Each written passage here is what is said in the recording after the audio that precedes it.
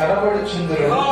యెహోవా దేవుడైతే ఆయనను అనుసరించుడి, బయలు దేవుడైతే వారిని అనుసరించుడని ప్రకటన చేయగా జనులతనికి ప్రత్యుత్తరముగా ఒక్క మాట అయినను పలుకక పోయిరి. చాలండి. ప్రార్థన చేసుకుని మనం వాక్యాన్ని ధ్యానించుకుందాం. ప్రేమగలిగిన తండ్రి, నీకు వందనాలు, స్తోత్రాలు అయిన తండ్రి. తండ్రి పరిశుద్ధమైన సమయంలో, తండ్రి ప్రశస్త సమయంలో తండ్రి వాక్యాన్ని ధ్యానించడానికి తండ్రి సంఘంగా మీ చెంతకు వచ్చి ఉన్నా. ముఖ్యంగా తండ్రి మీ దాసుడు ఇప్పుడు బలహీనుడు, తండ్రి శక్తి లేనివాడు. దయచేసి మీ శక్తిని ఇచ్చి మీ ఆత్మ బలాన్ని బయలుపరిచి ప్రతి ఒక్కరికి అవసరమైనటువంటి వాక్యాన్ని ప్రతి ఒక్కరికి అర్థవంతంగా మీరు అందించండి. తండ్రి జరగబోతున్న సమయాన్ని ఆశీర్వాదకరంగా మార్చండి. ప్రార్థన చేసే నామం పెట్టడానికి పెట్టుకుంటున్నాం తండ్రి, ఆమేన్. ఇక్కడ మరి బయలు పూజించే జనాలందరూ చాలా శక్తివంతులుగా, మరి చాలా భయంకరమైన వారుగా, మరి హంతకులుగా మనకు కనపడతా ఉంటారు. వాళ్ళని చూస్తే, వారి పరిస్థితిని చూస్తే, వారి ప్రవర్తన చూస్తే కొన్నిసార్లు మనకి భయం అనిపిస్తూ ఉంటారు. ఎందుకంటే దేవుని సేవకులు ఎవరైతే ఉన్నారో వారందరినీ చంపేసే రికార్డు మనకు ఉంది ఈ బయలు ప్రవక్తలు.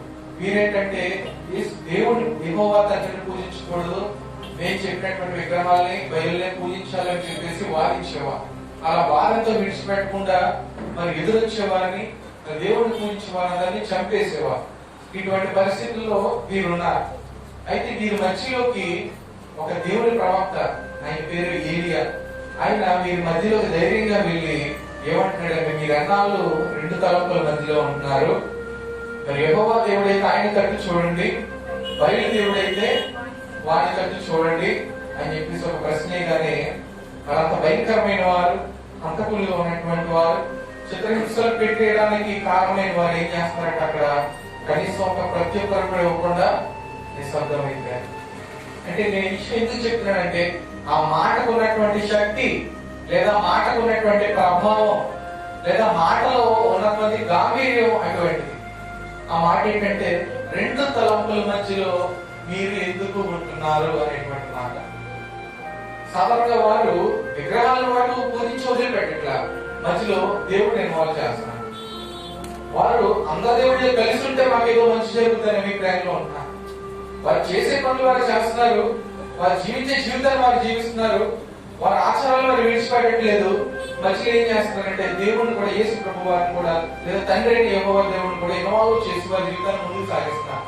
వారు ఏమంటారంటే అందరి దేవుళ్ళు ఒకటేనంట. అయితే ఇక్కడ ప్రవక్త చెప్తున్నాడు, మరి దేవుడు అనేవాడు ఒక్కడిగా ఉంటాడు, దేవుడు అనేవాడు అందరికీ పైగా ఉంటాడు, ఆయన ద్వారా ఈ లోకం కలిగింది, ఆయన ద్వారా మనం సృష్టించబడ్డాము. దేవుడు అనేవాడు మనం సృష్టించేవాడిగా ఉండాలి, కానీ దేవుడిని మనం సృష్టించేవాడిగా దేవుడు ఉండకూడదు. ఈ విషయాన్ని అనేక కాలంగా, చాలా కాలంగా ప్రస్తావిస్తూ వచ్చాం. మరి ఇక్కడ యెహోవా దేవుడిని ఎవరు సృష్టించలేదు, ఆయన ద్వారా సమస్తము కలిగింది, ఆయన ద్వారా ఈ మానవుడు ఈ లోకంలోకి అడుగు పెట్టాడు. అయితే మరి అనేకమైన వాటిని మనం చూస్తే మనుషులు సృష్టించుకున్న వాటిని మనం చూస్తాం. ఇక్కడ బయలు ప్రవక్తలు ఏం చేస్తున్నారంటే, వారు సృష్టించుకున్న వాటిని పూజిస్తున్నారు, అలాగే యెహోవా దేవుడిని కూడా పూజిస్తున్నారు. ఏంటంటే అందరూ సమానమేనండి, అందరూ ఒకటేనండి అనేటువంటి సమాధానాన్ని ఇస్తున్నారు. ఈ మాటల్ని సహించలేనటువంటి ఏలియా గారు ఏమంటున్నాడంటే, ఎన్నాళ్ళు మీరు రెండు తలంపుల మధ్యలో ఉంటున్నారు, యెహోవా దేవుడైతే ఆయన వైపు తిరగండి, బయలు దేవుడైతే వాణ్ణి అనుసరించండి. అంటే గంభీరంగా ఒక ధైర్యంగా ఒక మాటను పలికాడు. ఆ మాట అక్కడ ఉన్న ప్రతి ఒక్కరు నిశ్శబ్దం అయిపోయారు, వారికి సైలెంట్ అయిపోయారు. వారికి ప్రత్యుత్తరం ఇవ్వడానికి ఏ మాట లేదు. ఎందుకంటే శక్తివంతమైన మాట. ఈ రోజు ప్రతి క్రైస్తవుడికి దేవుడు ఇచ్చేటువంటి మాట ఏంటంటే, ఒకవేళ మనము కూడా రెండు తలంపుల్లో ఉన్నామా అనేది ప్రశ్న.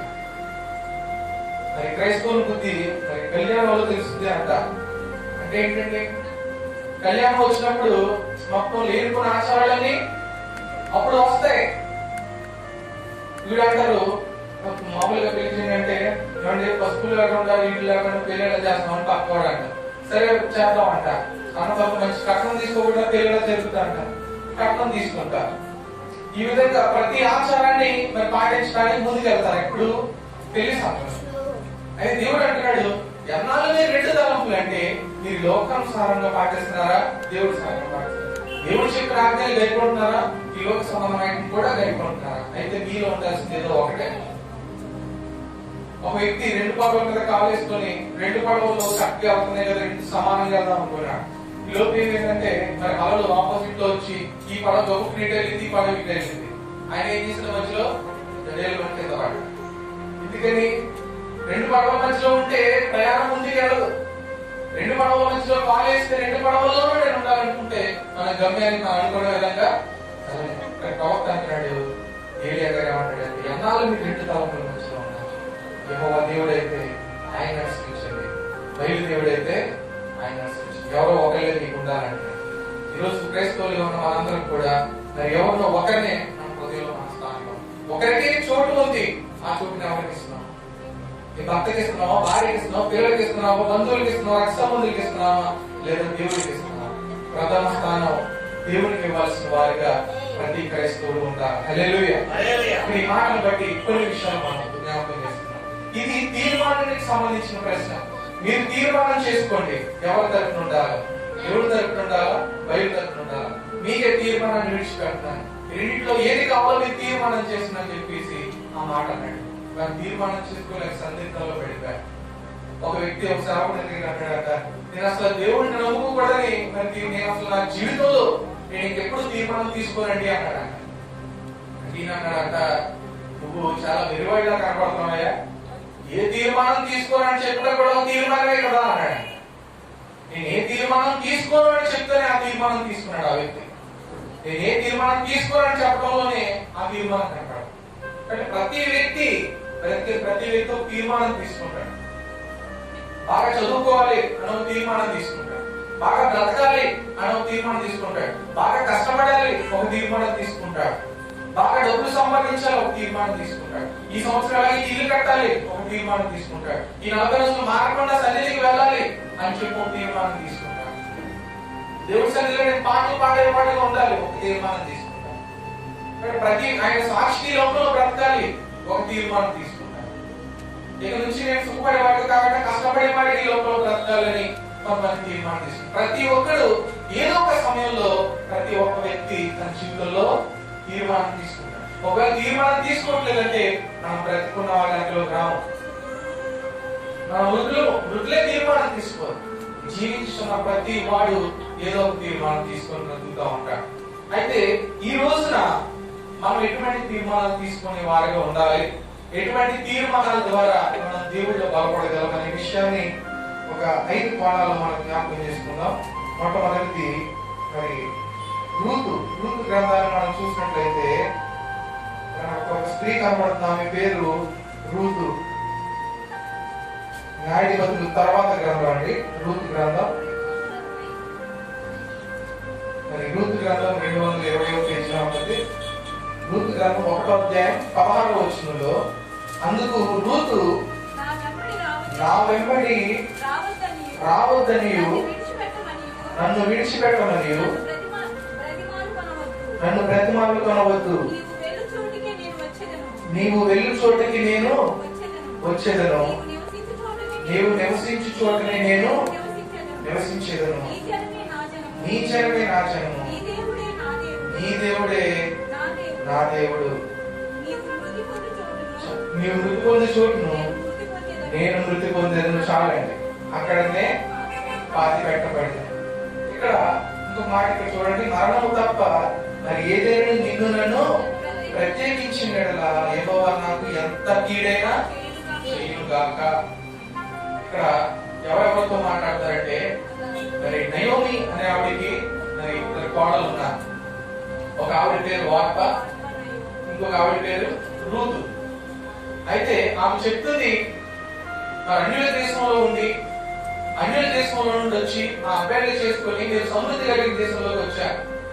ఇప్పుడు ఏమైందంటే కొంత సమస్యల వల్ల, కొంత కరువు వల్ల, ఇబ్బందుల వల్ల నా భర్త నేను పోగొట్టుకున్నాను, మీ భర్తను మీరు పోగొట్టుకున్నారు. ఇప్పుడు మీరిద్దరూ విధవరాలుగా చేయబడ్డారు, నేను కూడా విధవరాలుగా బ్రతుకుతున్నాను. ఇప్పుడు మీకు బ్రతుకు లేదు.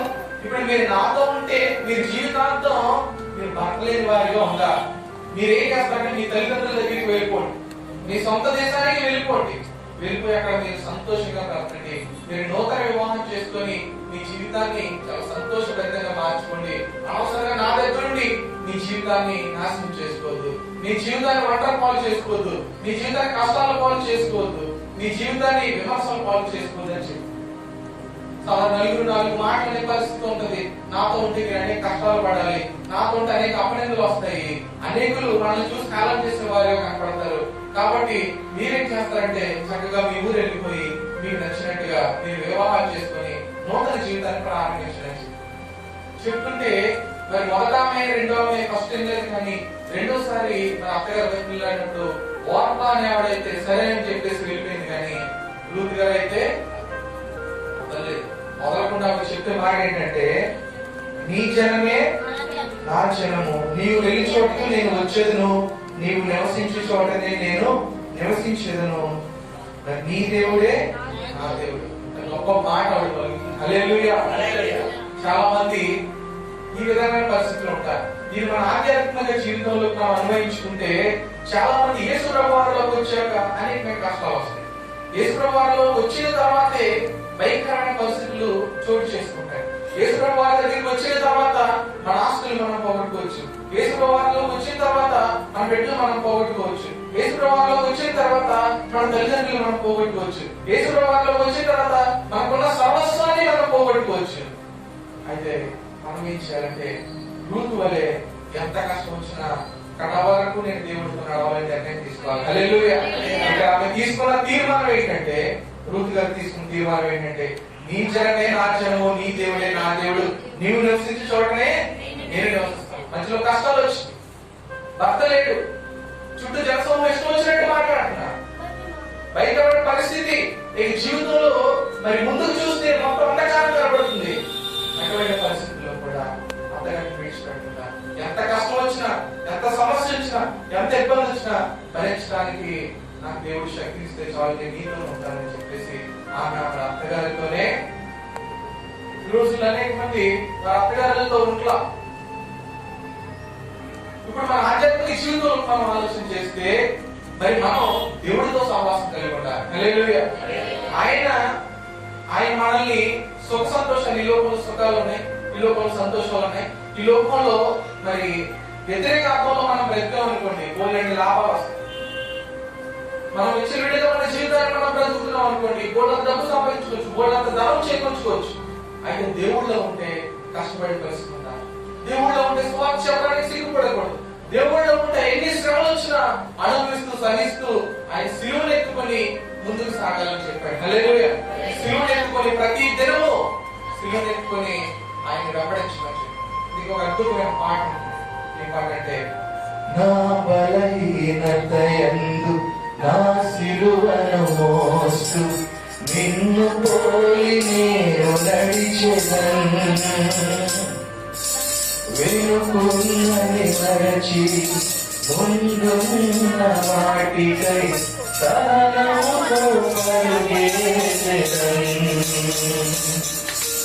నా బలహీనత యందు నా శిలువను మోస్తూ నిన్ను పోలి నేను నడిచెదను, వెనుకున్నది మరచి ముందున్న వాటికై సహనముతో పరుగెత్తెదను. ఉన్నత పిలుపునకు కలుగు బహుమానము, ఉన్నత పిలుపునకు కలుగు బహుమానము నేను పొందాలని విననీయనే కారిగా కీర్తించిన కీర్తనోనే తీర్చగలనా.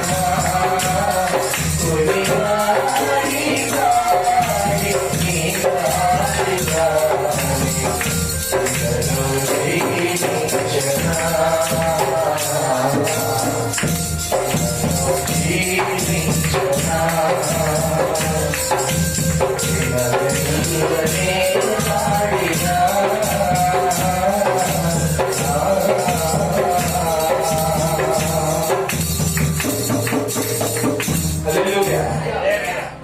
కష్టాలు వచ్చినా, ఎన్ని శ్రమలు వచ్చినా, ఎన్ని ఇబ్బందులు వచ్చినా, నాటిపోట్లు వచ్చినా, మనం మాత్రం ఆ శ్రమలు సహిస్తూనే క్రీస్తుతో ముందుకు సాగే వారంగా ఈ లోకంలో జీవించాం. ఇక్కడ రూతు గారి చరిత్ర మనందరికి ఆదర్శం. అక్కడ కష్టాలు వస్తాయని తెలిసి, బాధలు వస్తాయని తెలిసి కూడా యేసయ్యను ఆవిడ అత్తగారిని ఆవిడ గమనించినట్టుగా మనం చూస్తాం. యోనా నినివే పట్టణం వెళ్తే వాళ్ళు చంపేస్తారని భయపడి వాడికి ఎక్కడికి వెళ్ళాడని తర్షీషు వెళ్ళిపోయాడు. అయితే యేసుప్రభు వారు ఈ లోకానికి వస్తే ఆయన హింసిస్తారు, బాధలు పెడతారు, చంపేస్తారని కూడా తెలిసి కూడా ఆయన ఈ లోకానికి వచ్చాడు. అందుకే ఆయన యోనా కన్నా శ్రేష్ఠుడు అంట. హల్లెలూయా. కాబట్టి ఈ రోజున విశ్వాసులుగా జీవించడానికి నిర్ణయించుకున్న మనందరికీ సమస్యలు వస్తాయి. బాప్తిసం తీసుకోవాలనుకుంటే సమస్యలు వస్తాయి, బాప్తిసం తీసుకుంటే సమస్యలు వస్తాయి. అయితే ఈ సమస్యలు జయించి మనం ముందుకు సాగినట్లయితే మనం స్థిరమైన పునాదిలో స్థిరపరచగలం. హల్లెలూయా. ఆయన మనం స్థిరపరచగలిగినటువంటి సమాజం. కాబట్టి క్రైస్తవం అనేది పోలబాట కాదు, అది ఒక ముళ్ళబాట. క్రైస్తవం అనేది ఒక రంగస్థలం కాదు, క్రైస్తవం అనేది ఒక రణస్థలం. కష్టాల పాలు, కష్టాలు పడాలి. అందుకని సిలువతో పోల్చాడు.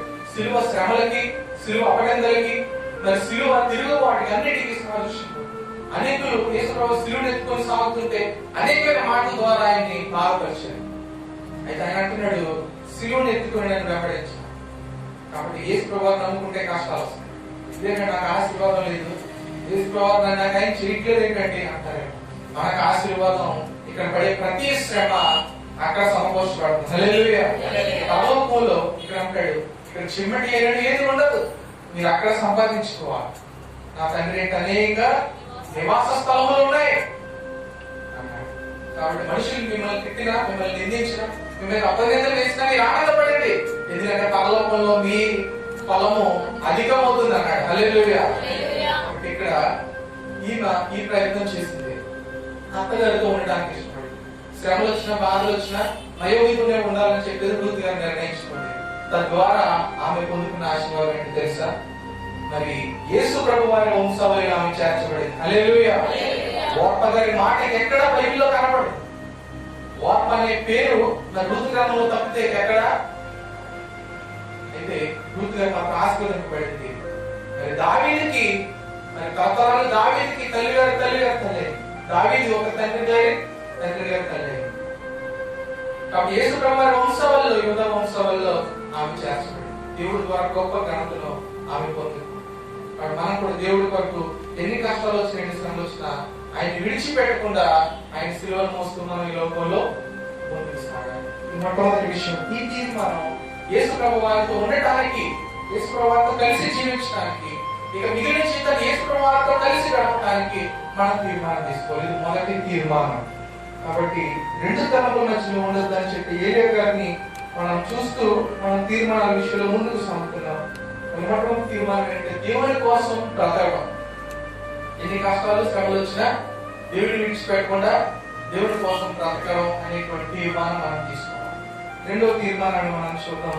సమూయేలు రాసినటువంటి మొదటి సమూయేలు గ్రంథం, మొదటి గ్రంథం 12వ అధ్యాయంలో 23వ వచనాన్ని మనం జ్ఞాపకం చేసుకున్నాం. 23వ వచనాన్ని, నా మట్టుకు నేను మీ నిమిత్తము ప్రార్థన చేయుట మానుట వలన యెహోవాకు విరోధముగా పాపము చేసిన వాడిని అగుదును, అది నాకు దూరమగును గాక.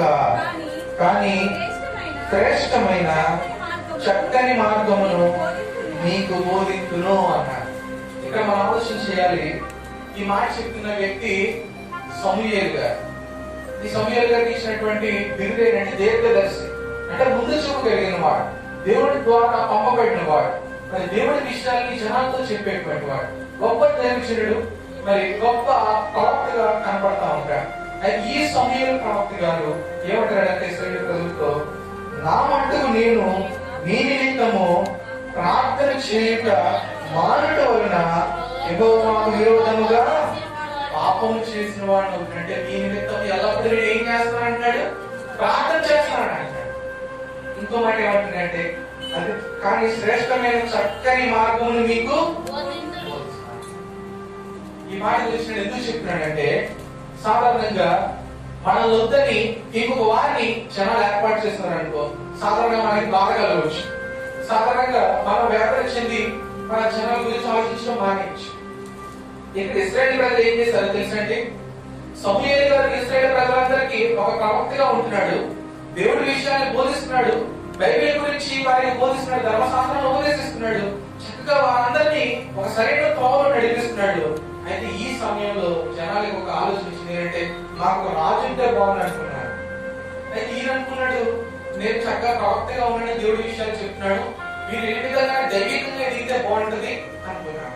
ముందు న్యాయాధిపతులు ఉన్నారు, అయితే అందరూ పాపం చేసేసి అందరూ ప్రజల్ని చెరగొట్టేసిన వారిగా కనబడతారు. అయితే ఇక్కడ సమూయేలు గారు వచ్చిన తర్వాత కొంచెం పరిస్థితులు చక్కబడ్డాయి, అందరూ దైవికంగా ఎదుగుతున్నారు. ఈ సమయంలో అంతా బాగానే ఉందనుకునే సమయానికి జనాలందరూ సమూయేలు గారి దగ్గరికి వచ్చి అంటున్నారు, మాకు రాజు కావాలంటున్నారు. ఆయన అంటాడు, ఎందుకని మీకు రాజు? చక్కగా నేను ఉన్నాను, నా తర్వాత నా బిడ్డలు ఉన్నారు, నాకు ఇద్దరు కుమారులు ఉన్నారు. ఆ కుమారులు ఇద్దరు మీకు చక్కగా దేవుడి మాటని బోధిస్తారు. నేను మీకు ఏ విధంగా అయితే వాక్యాన్ని బోధిస్తున్నాను, ఏ విధంగా అయితే మిమ్మల్ని నడిపిస్తున్నాను, అదే విధంగా నా కుమారులు నడిపిస్తారు. మోషే గారి తర్వాత మరి మీకు ప్రవక్తలు ఎవరు కనపడట్లేదు కదా, చక్కగా యెహోషువ గారి తర్వాత మరి మీకు ఎవరు ప్రవక్తలు కనపడలేదు, న్యాయాధిపతులు మీరు అనేక సమస్యలు ఎదుర్కొన్నారు. ఇప్పుడు నా తర్వాత నా కుమారులు వస్తారు, చక్కగా మీకు దేవుడి గురించి బోధిస్తారు, చక్కగా మీరు బ్రతకొచ్చు అంటుంటే మీరు అంటున్నారు, లేదు మాకు రాజే కావాలి, మాకు సైన్యం కావాలి, మాకు యుద్ధాలు కావాలి. ఈ విధంగా మాట్లాడితే బాధపడ్డాడు. సరే జనాలకి నేను అవసరం లేదు అనుకున్నాడు. దేవుడి దగ్గరికి వెళ్ళి బాధపడ్డాడు. అయ్యో జనాలు ప్రవక్త వద్దన్నారు, వాక్యం వద్దన్నారు, ఎంతసేపు యుద్ధాలు రాజు కావాలి, మరి వైభవం కావాలి, గొప్పతనం కావాలని కోరుకుంటున్నారు. దేవత ఏం చేయాలంటే, ఈ జనాలు వారి పక్కన వారే కోరుకుంటారు. వారు దూషించి బాధపెట్టింది నిన్ను కాదు, నన్ను బాధపెట్టింది. వారు విరోధంగా మాట్లాడేది నీ మీద కాదు, నా మీద. కాబట్టి నువ్వు బాధపడకు, నేను బాధపడాలి. దేవుడు సమూయేలు గారిని ఓదార్చి మన దగ్గర ఒక రాజు పంపించాడు. ఆ రాజు పేరు సౌలు. ఆయన వచ్చిన చాలా సమస్యలు వచ్చాయి. అయితే నన్ను వద్దనుకున్నారు కదా అని చెప్పేసి ఈ సమూయేలు గారు ఏం చేశాడంటే రామా అనేటువంటి ఊరిలోకి ఆయన వెళ్ళిపోయాడు. అయితే వెళ్ళిపోయాడు కానీ జనాల కొరకు ప్రార్థన చేయడం మాత్రం మానలేదు. హల్లెలూయా. అయితే వారికి దూరంగా ఉండవచ్చు, వేరే ప్రదేశంలో ఉండవచ్చు, వారికి దూరంగా జీవిస్తూ ఉండవచ్చు, కానీ ప్రార్థనలో మాత్రం ఎల్లప్పుడు వారికి ఆయన సమీపంగానే ఉన్నాడు. ఆ జనాలు గురించినటువంటి బాధ్యత ఆ సమూయేలు గారు కలిగి ఉన్నాడు. ఇంకేమంటున్నాడంటే, అంతేకాదు మీరు రాజు వల్ల మీరు పొందుకోలేని ఉపదేశాలన్నీ, రాజు వల్ల మీరు తెలియని వాక్యాలని నేను మీకు బోధిస్తానంటాడు. చూడండి కింద మనం చూస్తే, శ్రేష్టమైన చక్కని మార్గమును మీకు బోధిస్తాను. సమూయేలు గారు తీసుకుంటే ఆయన తీసుకున్న తీర్మానం ఏంటంటే, నేను దూరం అయిపోయాను.